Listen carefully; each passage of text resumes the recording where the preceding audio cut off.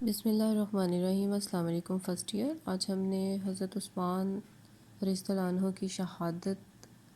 کی وجوہات کو دیکھنا ہے کہ وہ کیا وجوہات تھیں جن کی وجہ سے اتنا بڑا سانحہ جو تھا وہ رونما ہوا۔ سب سے پہلے ہم دیکھیں گے کبار صحابہ کی کمی، کہ جتنے بھی عہد فاروقی تک حکومت کے جتنے بھی اہم مناصب تھے ان پر بڑے بڑے صحابہ کے پاس ہی تھے، اور یہ وہ لوگ تھے جنہوں نے شجر اسلام کو خون پسینے سے سینچا تھا، اور جنہوں نے حضرت صلی اللہ علیہ وآلہ وسلم سے براہ راست فیض حاصل کیا تھا۔ اور حضرت عثمان کے عہد میں ان میں سے بہت سے صحابہ جو تھے بڑے بڑے وہ فوت ہو چکے تھے، اور جو باقی تھے وہ اتنے بوڑھے ہو چکے تھے کہ وہ ذمہ داریاں نہیں سنبھال پانا ان کے لیے بہت زیادہ مشکل ہو گیا تھا،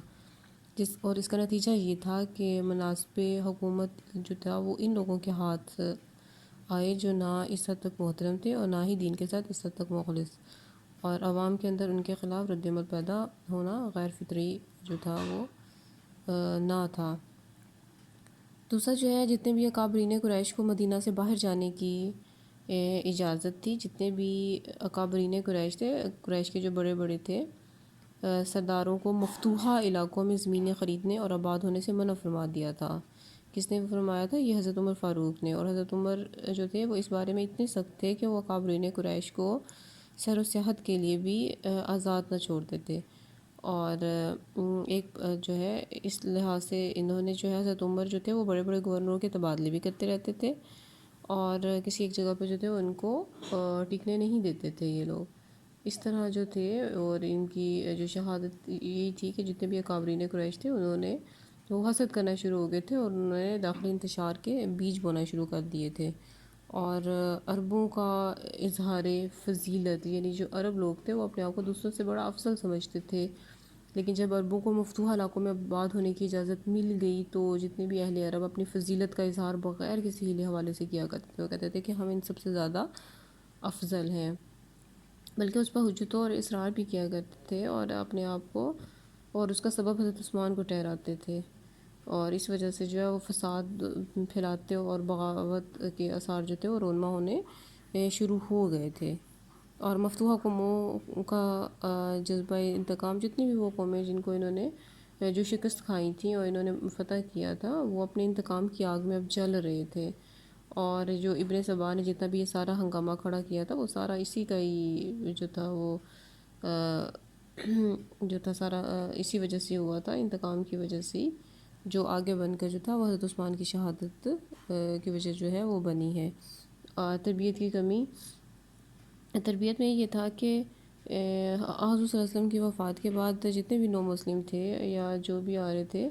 وہ ابھی بالکل نو مسلم تھے، ان کے اندر وہ ٹریننگ نہیں تھی جو ایک ہونی چاہیے تھی، اور ان کے جو افکار و خیالات تھے ان کی ابھی اس طرح سے تطہیر نہیں ہوئی تھی، جتنی پہلے سابقہ روایات اور تہذیبی قدریں جو پہلے موجود تھیں ان میں وہ چیز ابھی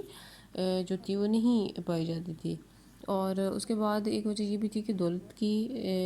فراوانی ہے، کہ اسلامی فتوحات کی بدولت مسلمانوں میں دولت کی بہت زیادہ فراوانی ہو گئی تھی، اور دولت کی زیادتی سے مزاج پر جو اثرات ہوتے ہیں وہ اب ظاہر ہونا شروع ہو گئے تھے،